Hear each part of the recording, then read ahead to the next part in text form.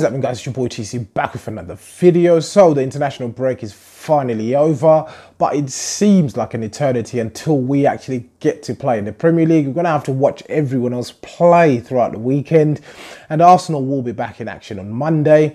And it seems as if this international break has definitely lasted longer than usual. It's been an absolute bore. I've got no interest whatsoever in any international football, unless if it is, of course, a major tournament like the Euros or the World Cup, etc.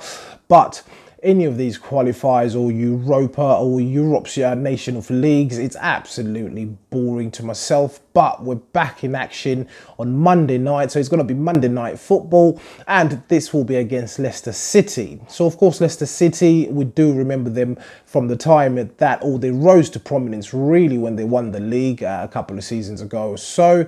And of course from that particular moment, of course I'm an avid sports fan, and of course Leicester weren't really or aren't really Arsenal's rivals. Apart from Arsenal in terms of football, in the Premier League alone, in terms of achievements, I believe Leicester City are up there, winning the league with such a team, limited resources, no money spent really in terms of big fees. It was just purely down to playing good football throughout the whole season. So I highly regard Leicester as one of those great sporting teams, or of course that league winning team. That was a magnificent achievement, but that's long gone now.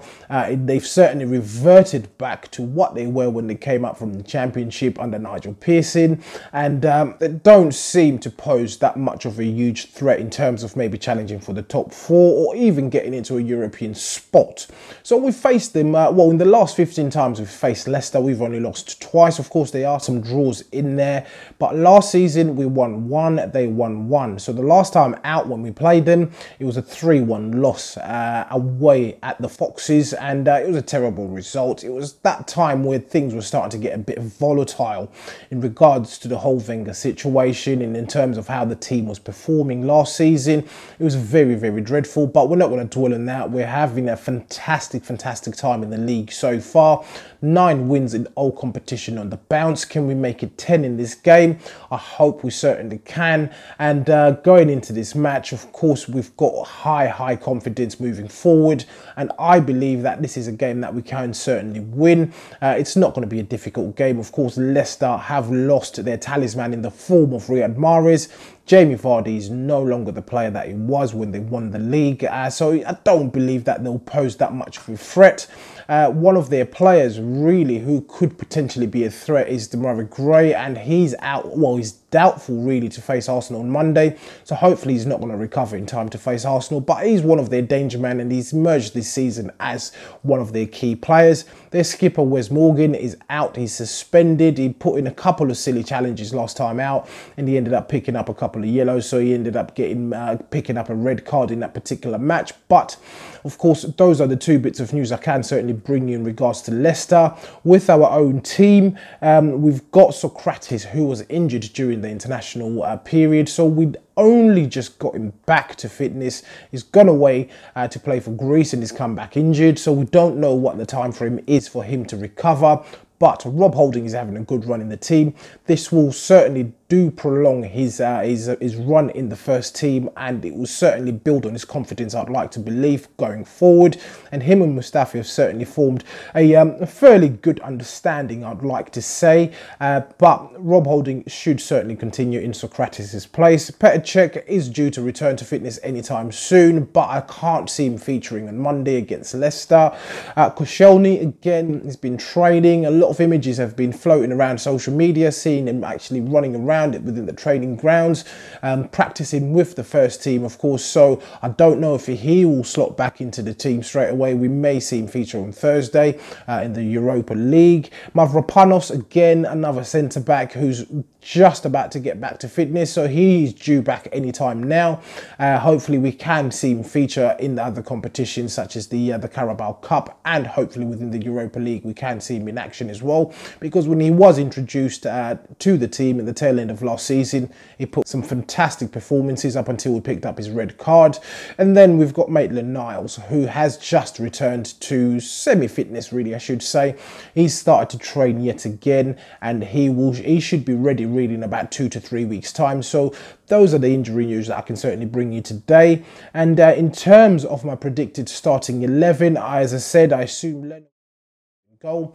Right back, I can't see any changes. Bellerin has got no competition really. Liechtenstein has been used in the cup competitions and it's been fairly professional each time we've seen him go out. In the centre of defence, we will most likely see Mustafi and Rob Holding continue.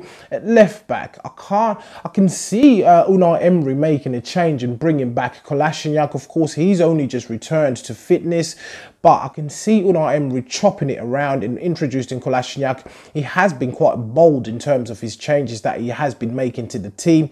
So I can certainly see Kolasinac maybe making a start. So we'll definitely have to wait and see up until Monday. But if not Kolasinac, of course, the obvious choice will be Nacho Monreal, who's been in good form in my personal opinion. In the middle of the park, it will certainly be Xhaka and Torreira. And again, I can't wait for Torreira to hit the pitch again. Since he has started playing for Arsenal, our goals conceded have gone down by 71%. So that's absolutely amazing, and I can't really remember the other figure in terms of the goals scored. He's been absolutely immense in the middle of the park, and I do believe if this continues, if he does stay consistent, a challenge for a top 4 finish is certainly on the cards. And of course, moving forward, we can certainly rejiggle the team in the next season or two, with him of course included.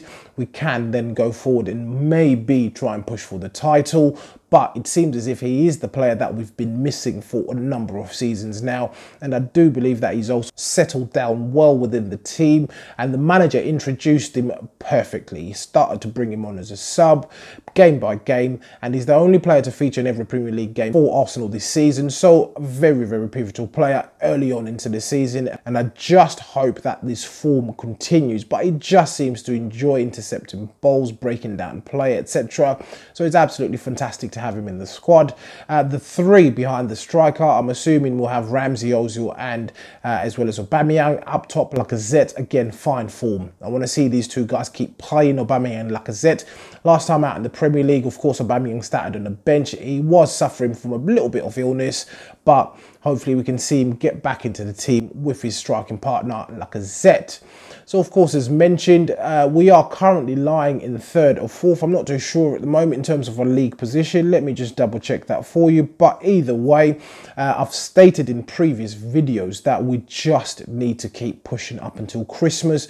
If we can survive the Christmas period and the few games that are coming up ahead soon, then we can certainly actually be able to actually push on for the rest of the season, and we can definitely push on for a top 4 finish, which will be the minimum requirement in my opinion to consider this, of course, a successful season. Of course, there's the Europa League route, but the Europa League this season is going to be difficult. You're going to have teams dropping down from the Champions League, as well as the likes of Chelsea, who are currently in that competition as well. So it's going to be a very, very huge task for Unai Emery to get qualification that way. Our best bet, in my own opinion, would be to go through the actual league itself and finish 4th. So we are currently lying in 4th, 2 points behind Liverpool, Chelsea and Man City. All 3 of those teams are lying at 20 points. So it's extremely exciting. Hopefully we can just kick on and actually keep getting those 3 points under the belt.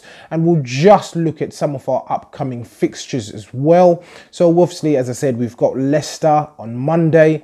And these are Premier League fixtures that we're looking at. And then followed by Crystal Palace again. It's a game that I'd believe that we can certainly obtain 3 points from. In November, we've got Liverpool.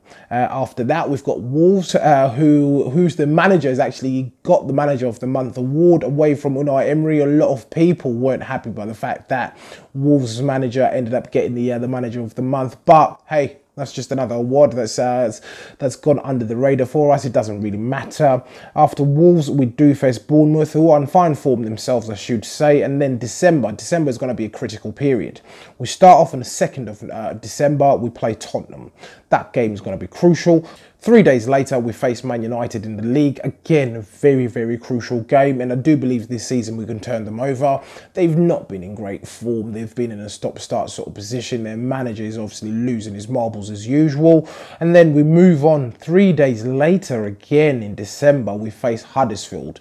So December is extremely packed out. And then 5 days later, we face Karabag in the Europa League. We've got Southampton in the middle of December. We've also got Burnley again in December, Brighton, and that will be on the Boxing Day fixture, that is. And on the 29th, we do face Liverpool. So December is going to be a very, very pivotal month for us. Of course, in previous seasons, we've tended to derail in December, but hopefully we can certainly kick on this year and actually pick up a hell of a lot of points in those fixtures in December. And that will certainly give us a huge, huge chance to push for a Champions League spot at the end of the season. So, as usual, guys, please do let me know what you think in the comments below. If you're watching this video and you're not subscribed to the channel, please do make sure that you do hit that subscribe button. So once again, guys, your boy TC from I'm Gonna Talk TV, and I'm out.